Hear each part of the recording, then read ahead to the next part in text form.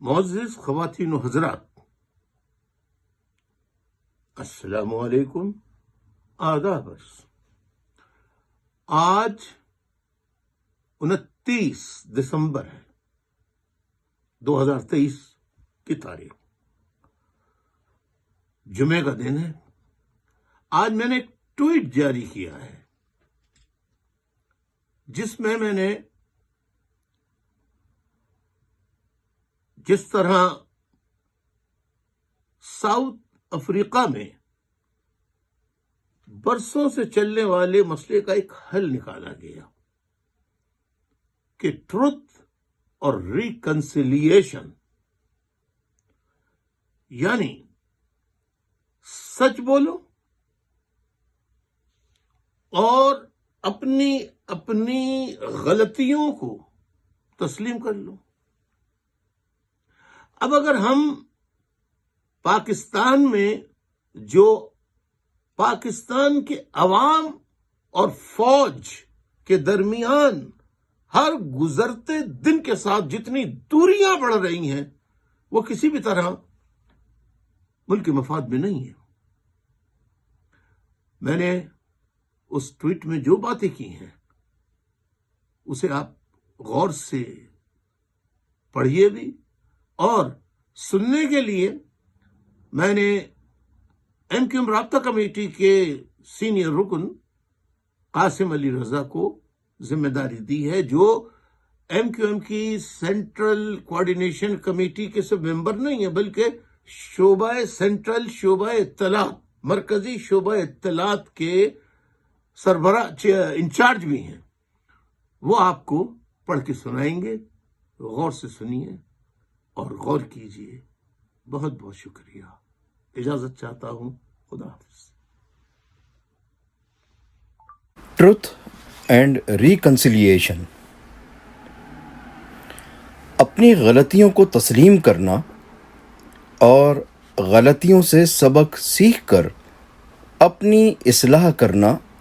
بڑی عظمت کی بات ہے، اور میری نظر میں ٹروتھ اینڈ ریکنسیلیشن ہی پاکستان کی بقا و سلامتی اور ترقی و خوشحالی کی ضمانت ہے۔ یہ کڑوا سچ ہے کہ پاکستان کے مظلوم عوام فوج کی اشرافیہ کے مظالم کا شکار ہوئے، اور فوجی اشرافیہ کے حوالے سے مظلوم عوام کا اعتماد بری طرح مجروح ہوا ہے۔ اس لیے فوج کے حوالے سے عوام کا اعتماد بحال کرنے کے لیے ضروری ہے کہ فوج کھلے دل سے تسلیم کرے کہ ماضی میں فوجی اسٹیبلشمنٹ نے بلوچوں، سندھیوں، پختونوں اور مہاجروں کی نسل کشی کی، ان کے انسانی حقوق کی خلاف ورزیاں کی، نوجوانوں کو جبری لاپتہ کیا، سیاسی انجینئرنگ کر کے عوامی مینڈیٹ کی تذلیل کی، سیاسی جماعتوں میں توڑ پھوڑ کر کے ان میں اسپلنٹر گروپس بنائے، اور عدلیہ، میڈیا اور شہریوں کے اظہار رائے کی آزادی پر قدغن لگائی، جو کہ سراسر غیر آئینی، غیر قانونی اور غیر انسانی عمل تھا۔ افسوس، صد افسوس، بلوچوں، سندھیوں، پختونوں اور مہاجروں پر فوج کشی اور ان پر ڈھائے جانے والے مظالم پر صوبہ پنجاب خاموش رہا، جس کا نتیجہ یہ نکلا کہ اب فوجی اسٹیبلشمنٹ کے مظالم کا دائرہ صوبہ پنجاب تک بھی پھیل گیا، اور پاکستان کی تاریخ میں پہلی مرتبہ صوبہ پنجاب کے عوام کو یہ تلخ تجربہ ہوا کہ فوجی اسٹیبلشمنٹ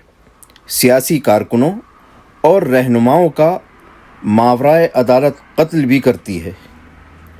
سرکاری عقوبت خانوں میں انہیں انسانیت سوز تشدد کا نشانہ بھی بناتی ہے، انہیں جبری گمشدہ بھی کرتی ہے،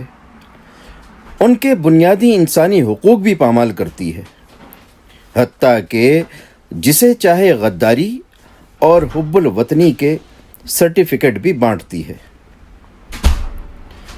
فوجی اشرافیہ کی غلط پالیسیاں، غیر دانشمندانہ اقدامات، سیاست میں مداخلت اور ہر مسئلے کا حل ریاستی طاقت کے ناجائز استعمال سے تلاش کرنے کا خناس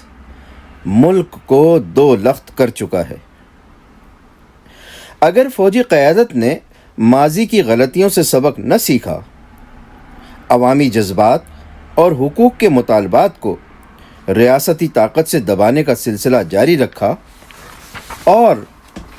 ملک بھر کے عوام میں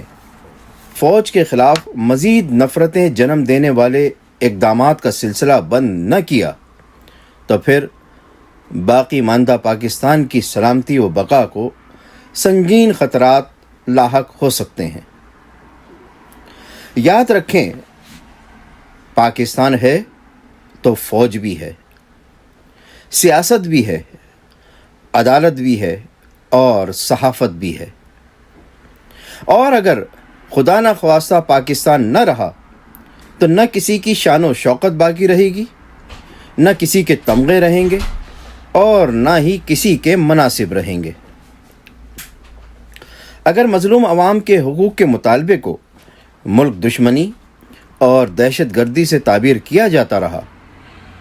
عوام پر فوج کشی کا عمل جاری رکھا گیا اور اس کے نتیجے میں خاکم بدہن پاکستان کی سلامتی کو خطرات لاحق ہوئے، تو پھر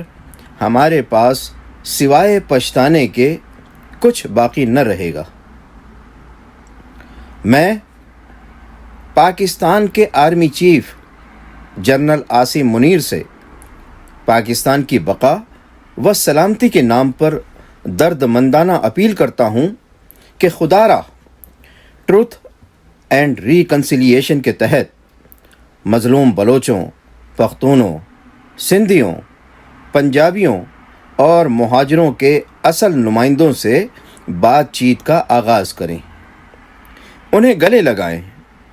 ان کے رشتے زخموں پر مرہم رکھیں اور ان کے سامنے اپنی غلطیوں کا اعتراف کر کے کہیں کہ ہاں، فوج کی اشرافیہ سے غلطیاں ہوئیں اور اب ہم خلوص نیت کے ساتھ اپنی اصلاح کرنا چاہتے ہیں۔ تو یقین جانیں کہ جب مظلوم عوام کے حقوق تسلیم کیے جائیں گے، انہیں انصاف ملے گا،